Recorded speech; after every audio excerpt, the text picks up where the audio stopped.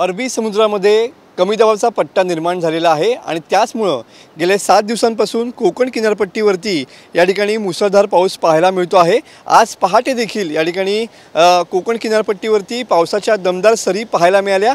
आपण सध्या अरबी समुद्र किनारपट्टी भागात म्हणजेच भाटे समुद्र किनारी आहोत आणि तुम्ही बघू शकता की समुद्राचं रौद्र रूप या ठिकाणी पाहायला मिळत आहे। जवळपास 3.5 मीटर उंचीच्या लाटा या ठिकाणी उसळताना पाहायला मिळत आहेत। तर समुद्र किनारपट्टी भागात पूर्णतः ढगाळ हवामान असल्याचं चित्र या ठिकाणी पाहायला मिळतंय।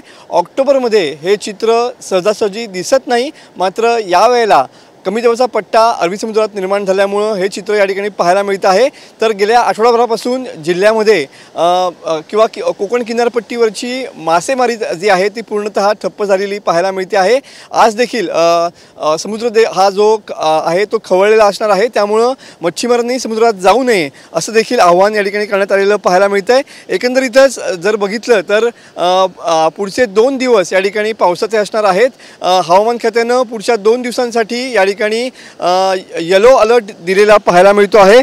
अरबी समुद्रात कमी दाबाचा पट्टा निर्माण झाल्यानं मच्छीमारांनी सुद्धा खोल समुद्रात मासेमारीसाठी जाऊ नये असं देखील आवाहन करण्यात आलेलं आहे। तर कोकण किनारपट्टी भागात आर्द्रतेचं प्रमाण सुद्धा या ठिकाणी वाढलेलं पाहायला मिळतंय। तुम्ही बघू शकता की सध्या जरी पाऊस रिमझिम पडत असला तरी पूर्णतः ढगाळ हवामान असल्याचं चित्र या ठिकाणी पाहायला मिळतंय। पुढचे 2 दिवस हे अशाच पद्धतीनं पावसाचे असणार आहेत, त्यामुळं किनारपट्टी भागातल्या नागरिकांनी काळजी घ्यावी असं आवाहन या ठिकाणी हवामान विभागानं केलेलं पाहायला मिळतंय।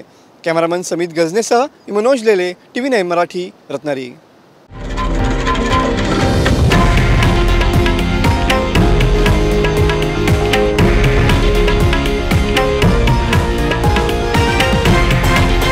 हे आहे देशातील नंबर 1 न्यूज नेटवर्क आणि आपण पाहत आहात TV9 मराठी, एकमेव।